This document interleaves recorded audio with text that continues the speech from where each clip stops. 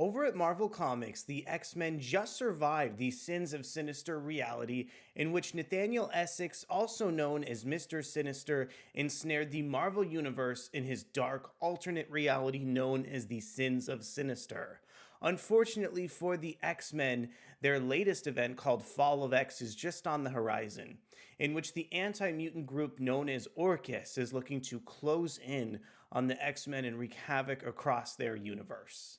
My name is Arico Braddock, and today, let's go ahead and dive into the pages of X-Men Before the Fall, Sons of X, to see just how Orchis is going to enter the Marvel Universe and how it affects the lives of David Haller and Nightcrawler.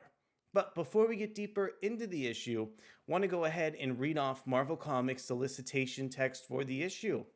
A battle of the Titans of the X Universe.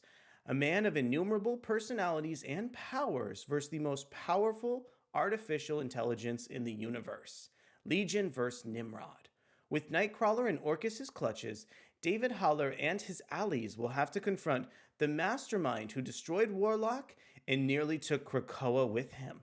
But Nightcrawler is not himself, and Legion's allies aren't all they seem to be either. Mutant monsters roam the earth, Banshee broken once again, dreams of lost vengeance, Mother Righteous, her role in Sins of Sinister, Unrevealed takes another stab at universal control.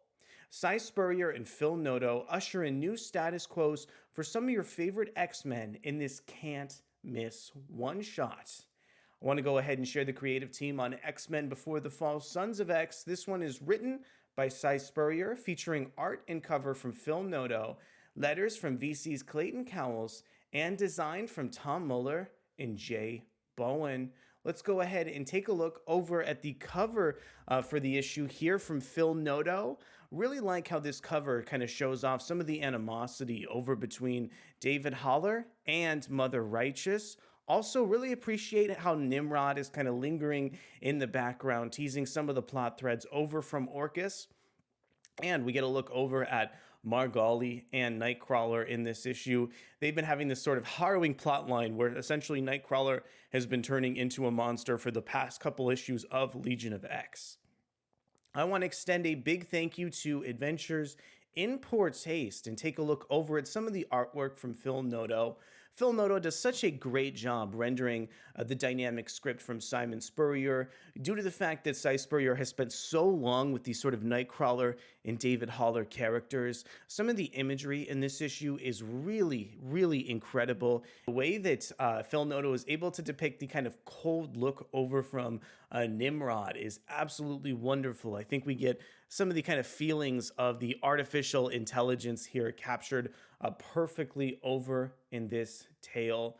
Really like the opening of the issue and how David Haller is going through all of these different scenarios due to the fact that Legion of X, and I think that this issue deals so much with kind of science fiction stories. I love the kind of sci-fi concepts that glide readers right into the opening of the story. And plus, the way that this book manages to dovetail back into some of these Sins of Sinister elements and status quos is absolutely phenomenal. I love how kind of Mother Righteous and Banshee's relationship is re-explored in this issue with a brand new status quo. This character has absolutely been through the ringer and over across these last couple books, and really happy to see where he kind of ends up and the sense of conflict that Simon Spurrier imbues into him as a character in particular.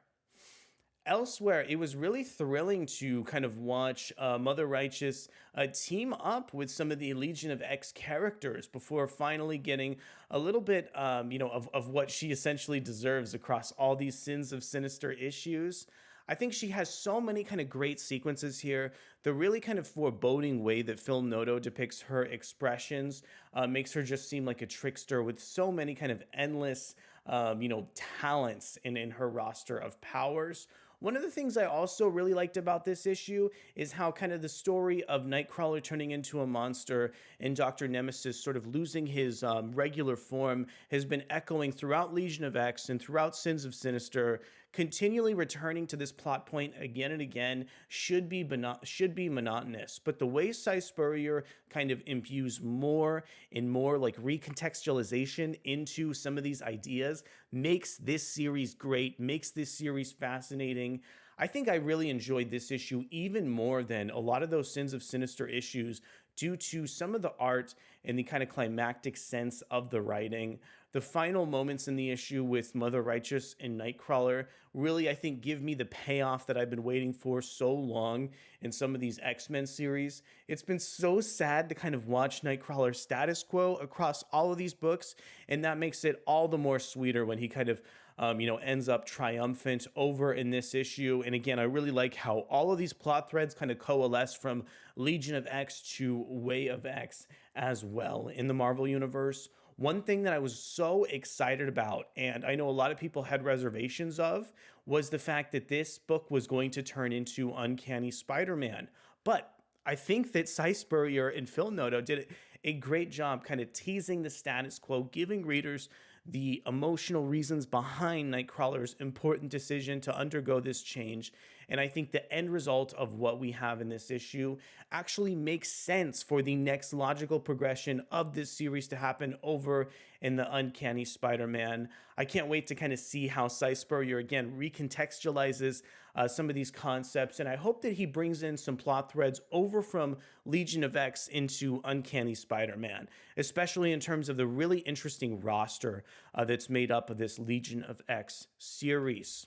So overall, I'm a little bit sad to see this status quo for Nightcrawler kind of sunset over working with David Haller in the Altar. But on the other hand, I think that this book is going in some really fascinating directions. I love how kind of all of these plot threads have continued to coalesce.